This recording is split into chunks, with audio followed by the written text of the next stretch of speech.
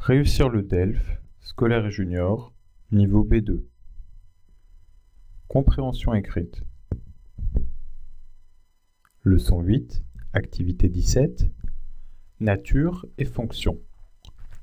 Identifiez la fonction de l'article suivant. Vous allez donc voir un texte, le texte 1. Il faut dire si c'est un texte descriptif, avec des informations sur un fait précis.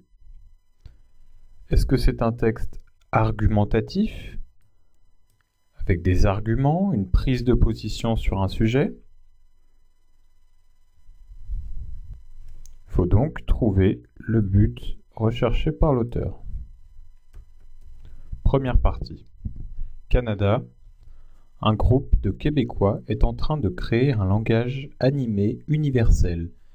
Il s'inspire notamment des images symboliques de la langue chinoise, rapporte le quotidien de Montréal, Le Devoir.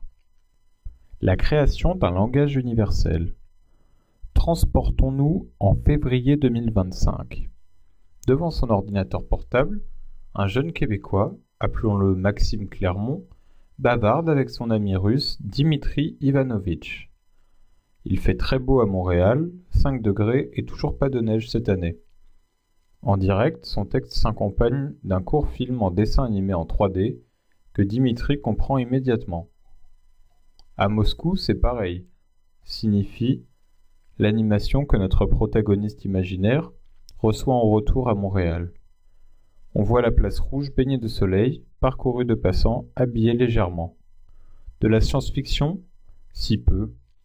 C'est le rêve qui enflamme le professeur de philosophie Lionel Audan, son fils, l'homme d'affaires Pascal Audan, les ingénieurs Benoît Auzel et Michel Gagnon, ainsi que le linguiste Nathan Ménard. Transportons-nous en février 2025 veut dire imaginons que l'on est en 2025. Bavarder signifie discuter. Un protagoniste est quelqu'un qui participe à l'action en cours. Un linguiste est quelqu'un qui étudie les langues. Deuxième partie. Ensemble, ils veulent créer une interface graphique grâce à laquelle un Chinois et un Allemand, ou un Français et un Russe, pourraient échanger chacun dans sa propre langue et se comprendre en temps réel. L'université Nankai, à Tianjin, en Chine, participera également au projet.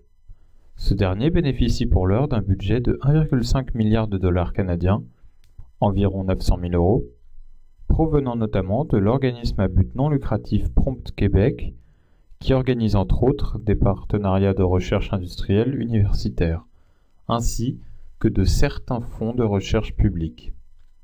Les ingénieurs qui travaillent sur ce projet prévoient que d'ici à 1 an, une grammaire informatique transformant automatiquement des histoires simples en animation fournira les premières bases.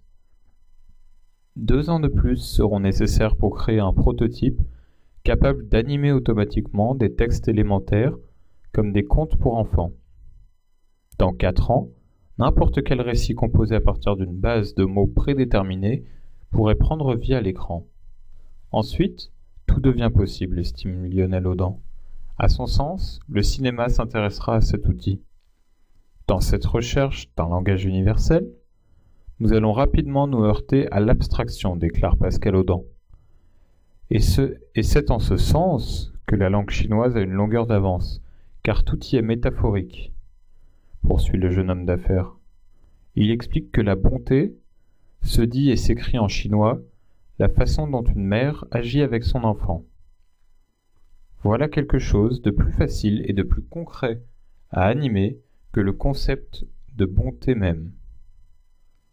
Une interface graphique, comme un logiciel qu'on peut utiliser sur son ordinateur, en temps réel, signifie en direct, au même moment. Un langage universel que tout le monde peut comprendre. Avoir une longueur d'avance, c'est-à-dire être en avance sur les autres. Métaphorique, on emploie une image pour exprimer quelque chose. L'abstraction, c'est lorsque quelque chose est abstrait, ce n'est pas concret, c'est un concept, par exemple, comme ici le concept de la bonté. Troisième partie.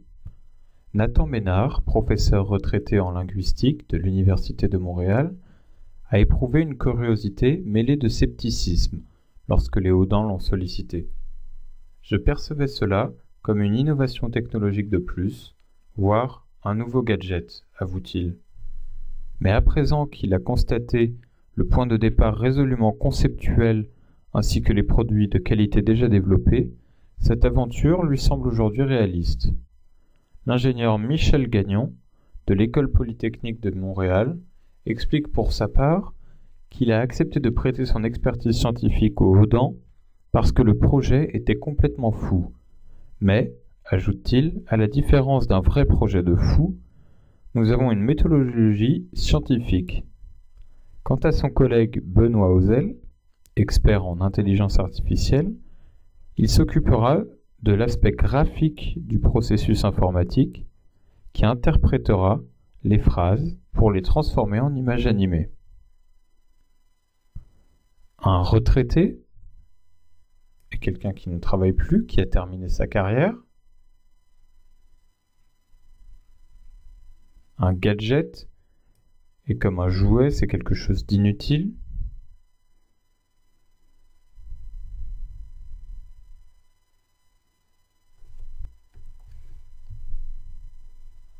L'intelligence artificielle, c'est les cerveaux des robots.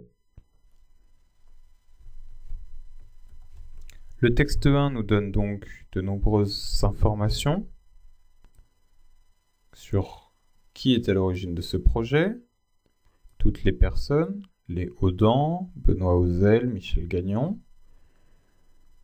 Un exemple de ce à quoi pourrait aboutir ce projet au tout début.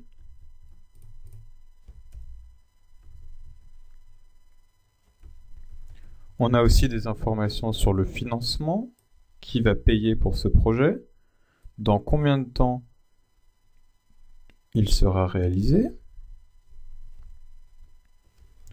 De plus, sur quoi se base ce projet, la langue chinoise, avec les métaphores qui la composent, et enfin des interviews de différentes personnes qui participent à ce projet.